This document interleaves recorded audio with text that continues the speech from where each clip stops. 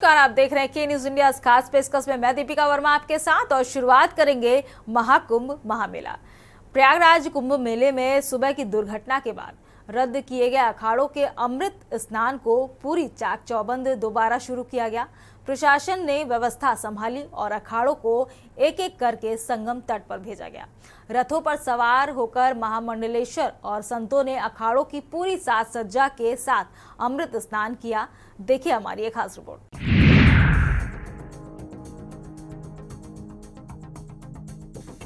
महाकुंभ के 17वें दिन मौनी अमावस्या पर दूसरा अमृत स्नान हुआ।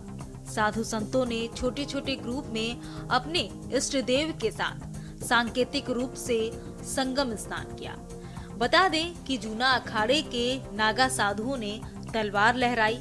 वो जयकारे लगाते हुए संगम घाट पहुंचे। महामंडलेश्वर स्वामी अवधेशानंद गिरी महाराज, निरंजनी अखाड़े के आचार्य महामंडलेश्वर कैलाशानंद गिरी महाराज ने संगम में अमृत स्नान किया। रास्ते में आरएएफ और पुलिस के जवान तैनात थे। हेलीकॉप्टर से संतों और श्रद्धालुओं पर फूलों की बारिश की गई। बता दें कि इससे पहले तड़के अखाड़ों के साधु संत अमृत स्नान के लिए निकले थे। इस बीच भगदड़ के बाद संगम पर हालात बेकाबू हो गए। प्रशासन ने तुरंत अखाड़ों से अपील की स्नान के लिए न जाए। साधु संतों ने बैठक की। पहले तय हुआ कि अखाड़ों के साधु संत मौनी अमावस्या पर स्नान नहीं करेंगे। मौनी अमावस्या पर शाही स्नान की परंपरा। मौनी अमावस्या का दिन हिंदू धर्म में विशेष महत्व रखता है। मौनी अमावस्या तंत्र मंत्र, साधना और ध्यान के लिए आदर्श दिन। दान और पितरों के नाम से तर्पण करने की परंपरा है। इस दिन कई स्थानों पर शाही स्नान की परंपरा है, खासकर उन स्थानों पर जहां प्रमुख नदी या तीर्थ स्थल होते हैं। भगदड़ के बाद 3 घंटे में काबू हो गए हालात। आपको बता दें कि भगदड़ के बाद हालात पर 3 घंटे में काबू पा लिया गया था। सीएम ने अखाड़ों से बात की। संत अमृत स्नान के लिए राजी हो गए। अखिल भारतीय अखाड़ा परिषद के अध्यक्ष महंत रविंद्र पुरी ने कहा, हम अपने देवता के साथ सांकेतिक अमृत स्नान करेंगे, कोई बड़ा जुलूस नहीं निकालेंगे। वहीं महाकुंभ मेले में मौनी अमावस्या पर करीब 10 करोड़ से ज्यादा श्रद्धालु मौजूद रहे। वहीं 28 जनवरी तक 20 करोड़ लोग महाकुंभ में स्नान कर चुके हैं। प्रशासन की कोशिश है कि आसपास के घाटों पर स्नान करने के बाद श्रद्धालुओं को वापस किया जाए। महाकुंभ में भगदड़ का घटनाक्रम। संगम नोज पर रात करीब 2 बजे अचानक भगदड़ मच गई। मौनी अमावस्या के स्नान पर एकाएक भीड़ बढ़ने लगी। लोग मुख्य संगम पर ही स्नान करने की जिद करने लगे, जबकि महाकुंभ में स्नान के लिए 45 घाट बनाए गए हैं। बढ़ती भीड़ के दबाव के कारण अचानक मेले में भगदड़ मची। चारों तरफ चीख पुकार मचने लगी। भगदड़ में दर्जनों लोगों के घायल होने की सूचना है। घायलों को एम्बुलेंस की मदद से महाकुंभ के केंद्रीय अस्पताल में भर्ती कराया गया। सुबह 5:30 बजे नागा सन्यासियों का पहला जत्था स्नान करने पहुंचा। घटना के बाद अखिल भारतीय अखाड़ा परिषद के अध्यक्ष रविंद्र पुरी ने साधुओं के अमृत स्थान को स्थगित कर दिया।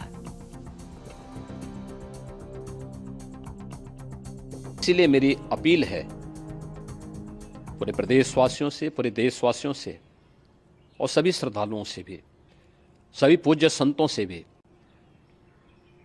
कि अफवाह पर कोई ध्यान न दें, संयम से काम लें। ये सब आयोजन सभी लोगों का है। प्रशासन उनकी सेवा के लिए पूरी तत्परता के साथ लगा हुआ है। केंद्र और राज्य सरकार पूरी मजबूती के साथ वहाँ पर हर प्रकार का सहयोग करने के लिए तत्पर है।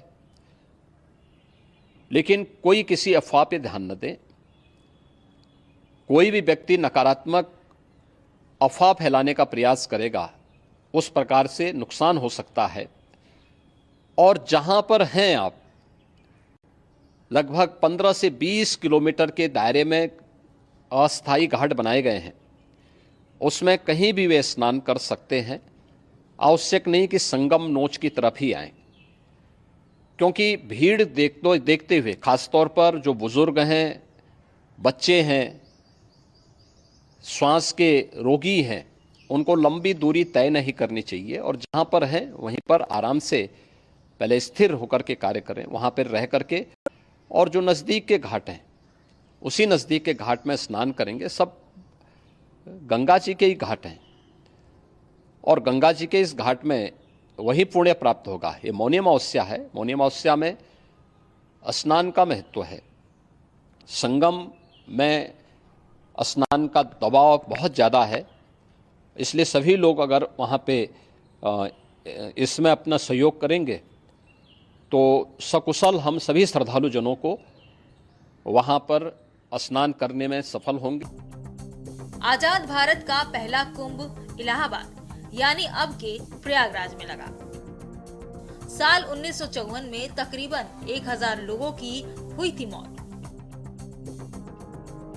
3 फरवरी को मौनी अमावस्या थी। लाखों लोग स्नान के लिए संगम पहुंचे थे। बारिश की वजह से चारों तरफ कीचड़ और फिसलन थी। सुबह करीब 8 से 9 बजे का वक्त रहा होगा। मेले में खबर फैली कि प्रधानमंत्री जवाहरलाल नेहरू आए। उन्हें देखने के लिए भीड़ टूट पड़ी थी। अपनी तरफ भीड़ आती देख नागा सन्यासी तलवार और त्रिशूल लेकर लोगों को मारने पड़े। तत्कालीन यूपी सरकार ने कहा था कि कोई हादसा नहीं हुआ, लेकिन एक फोटोग्राफर ने चुपके से तस्वीर खींची। संसद में नेहरू को देना पड़ा था। जवाहरलाल नेहरू का बयान। 15 फरवरी 1954 को जवाहरलाल नेहरू ने संसद में कहा, मेले की बालकनी में था, वहां से खड़े होकर कुंभ देख रहा था। यह अनुमान लगाया गया था कि कुंभ में 40 लाख लोग पहुंचे थे। बहुत दुख की बात है कि जिस समारोह में इतनी संख्या में लोग जुटे थे, वहां ऐसी घटना हो गई और कई लोगों की जान चली गई। बता दें कि सवाल ये है कि अमृत स्नान पर्वों पर आम श्रद्धालु संगम में आस्था की डुबकी लगाने का मोह क्यों नहीं छोड़ पा रहा है? क्या श्रद्धालु निजी आस्था पर सरकार और शासन प्रशासन की दखल अंदाजी को अनिवार्य मानते हैं? दरअसल कुंभ या महाकुंभ अवधि के पर्वों पर अलग अलग 13 अखाड़ों से जुड़े नागा, साधु और संत पवित्र त्रिवेणी में डुबकी लगाते हैं। इस दौरान वर्षों से जारी परंपरा में विभिन्न अखाड़ों के नागा, साधु संत वैभवपूर्ण शोभा यात्रा का हिस्सा बनते हैं। यहाँ सनातनी वैभव पर गर्व महसूस करने को महाकुंभ पहुँचने वालों की बड़ी संख्या रहती है। इसके बाद भी श्रद्धालु स्नान पर्वों पर कुंभ या महाकुंभ का हिस्सा बनने की इच्छा से प्रयागराज पहुंचना नहीं बंद कर पा रहे हैं। सनातन रक्षा और विश्व कल्याण की भावना से सुख सुविधाओं सहित अपनों का त्याग करने वाले महान आत्मा रूपी अखाड़ों के धुरंधरों के दर्शन जरूर किए जाते। आम श्रद्धालुओं स्नान पर्वों पर आम दिनों की तरह अपने निकटवर्ती घाटों पर स्नान कर पुण्य प्राप्त कर सकते हैं।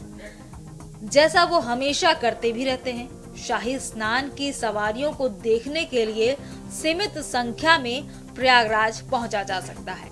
हालांकि अखाड़ों को छोड़कर सभी को त्रिवेणी के बजाय विकसित किए गए अन्य निकटस्थ घाटों पर मां गंगा और यमुना में आस्था की डुबकी लगाना चाहिए।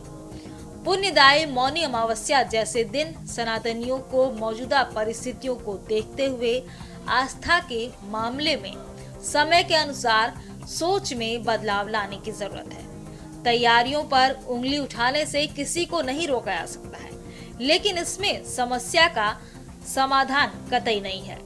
यह बेहतरीन तैयारियों का ही परिणाम है कि मौके पर मौजूद एनएसजी ने कुछ समय में ही नियंत्रण पा लिया। इसलिए सनातनियों को सबक लेते हुए नए दौर के आधार पर महाकुंभ की युगों युगों से चली आ रही परंपरा को जीवंत बनाने का संकल्प लेना चाहिए। स्पेशल डेस्क की न्यूज़ इंडिया।